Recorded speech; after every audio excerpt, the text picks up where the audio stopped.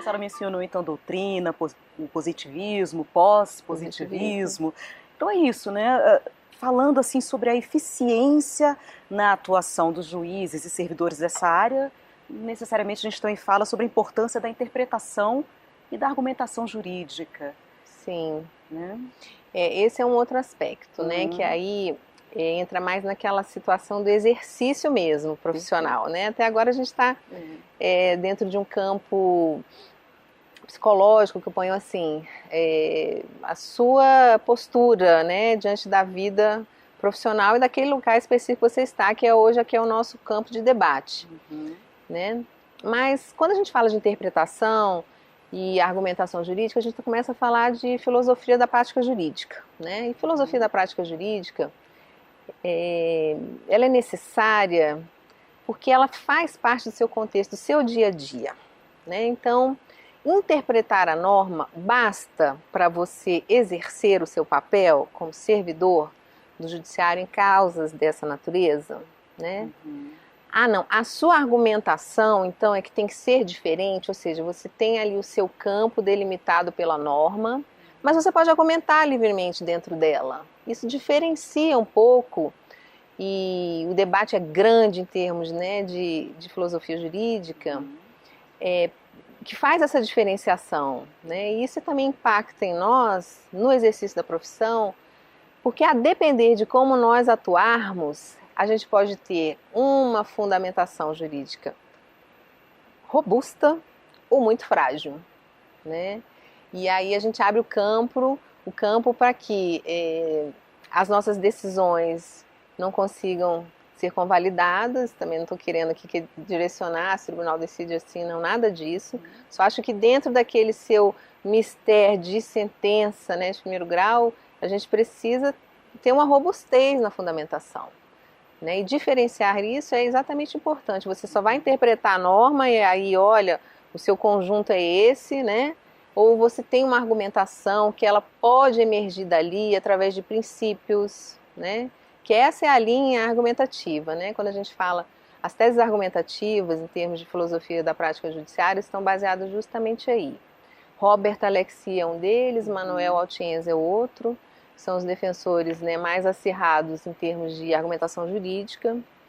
E aí eles defendem que, na realidade, os casos difíceis, né, porque quando a gente entra nessa seara da interpretação e da argumentação, a gente está falando de coisas que a lei, de situações, de fatos da vida, e que a lei, ela não normatiza, né? Então, hoje união homoafetiva. Ah, como é que você faz? Você faz uma interpretação de um dispositivo constitucional para dizer assim, ah, olha, entidade familiar comporta tudo, né? Então, assim, ah, você está falando hoje de direito à saúde.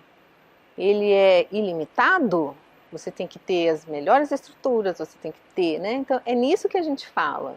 Então, para a argumentação jurídica e os seus defensores, os autores que eu me baseio, quando eles falam da possibilidade da argumentação jurídica, que é isso que tem que imperar quando você está no exercício da profissão, você tem sempre que partir de um precedente, ou seja, você tem que ter uma linha, um viés, né, ideológico, normativo, argumentativo, jurídico, para colocar a sua fundamentação e a sua argumentação jurídica dentro, fazendo esses vínculos, ou seja, você não pode se afastar, né, de uma norma constitucional. Você pega a norma constitucional, um princípio, né, balizador, né, de toda a nossa estrutura normativa, e aí você consegue descendo, ah, mas em termos de princípio, o caso é esse, não existe em tese uma norma, né, que especificamente trate dele, mas onde é que ele está? Ele está dentro da Constituição em que campo? Ah, né, dentro do direito material, dentro do Código Civil, ele está onde? Então você vai fazendo todos esses degraus argumentativos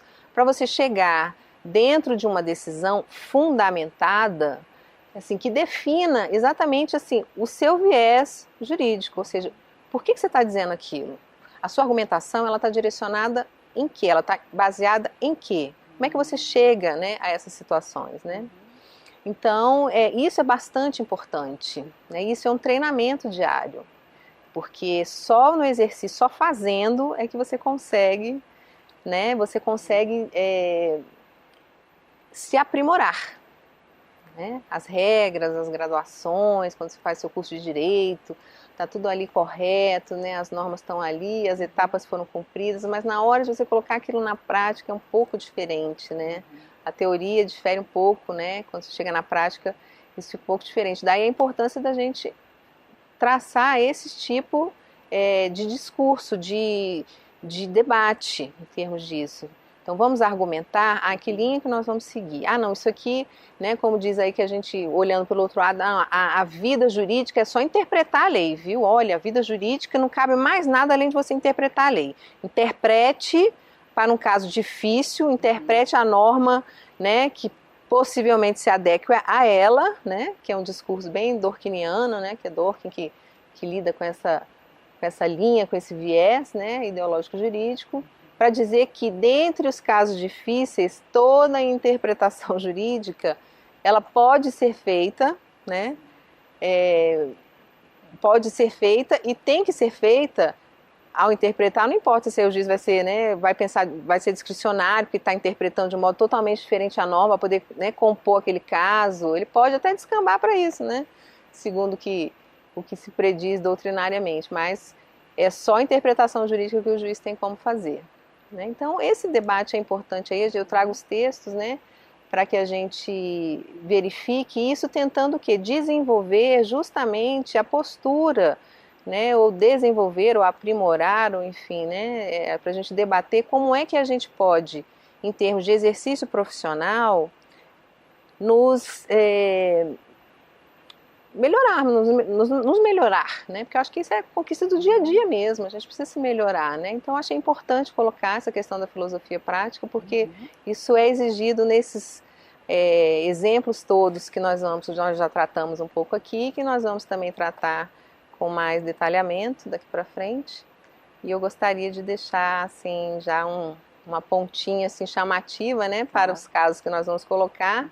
E os textos também que estão desses doutrinadores que citei, para que a gente possa debruçar sobre eles e, analisando-os, fazer uma incursão prática, né, nos exemplos que também vão constar da plataforma, e definirmos assim em termos pessoais, né, que o debate é justamente esse, nos fundamentarmos em termos pessoais, para fazermos uma opção forte, né, na nossa vida. Isso faz uma diferença profissional muito grande, porque isso dá uma conquista, um orgulho próprio, né? A gente começa a entender, então, qual é o nosso viés profissional, que tipo de juiz ou de servidor que você quer ser. Isso é bastante importante, sabe, Glaucia?